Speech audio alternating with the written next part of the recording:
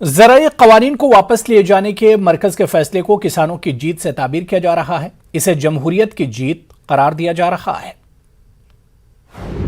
आज का दिन भारतीय इतिहास में 15 अगस्त 26 जनवरी की तरह लिखा जाएगा। आज केंद्र सरकार को किसानों के संघर्ष के आगे झुकना पड़ा और तीनों काले कानून वापस लेने पड़े। आज सिर्फ किसानों की जीत नहीं हुई है, आज जनतंत्र की जीत हुई है।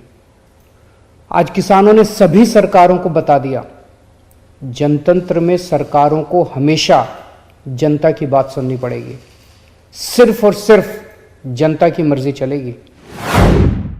जब विपक्षी पार्टी बोलती एक साथ में है तो सरकार को समझना चाहिए कि लोकतंत्र है।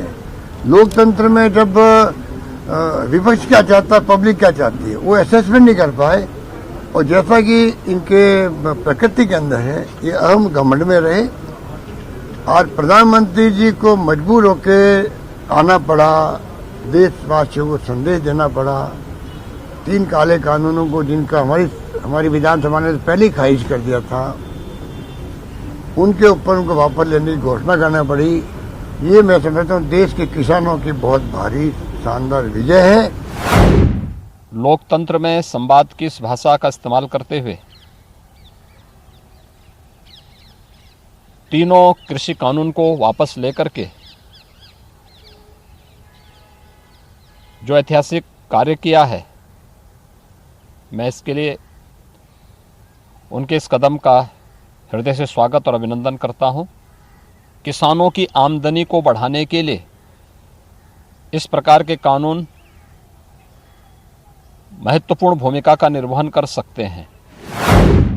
प्रधानमंत्री जी का निर्णय था और केंद्र सरकार ने पार्लियामेंट में लाया, इसको पास किया, 3 कानून बनाया और आज प्रधानमंत्री जी ने स्वयं इस बात की घोषणा कर दी है कि अब अगले सेशन में हम लोग इसको विड्रॉ करेंगे, समाप्त करेंगे।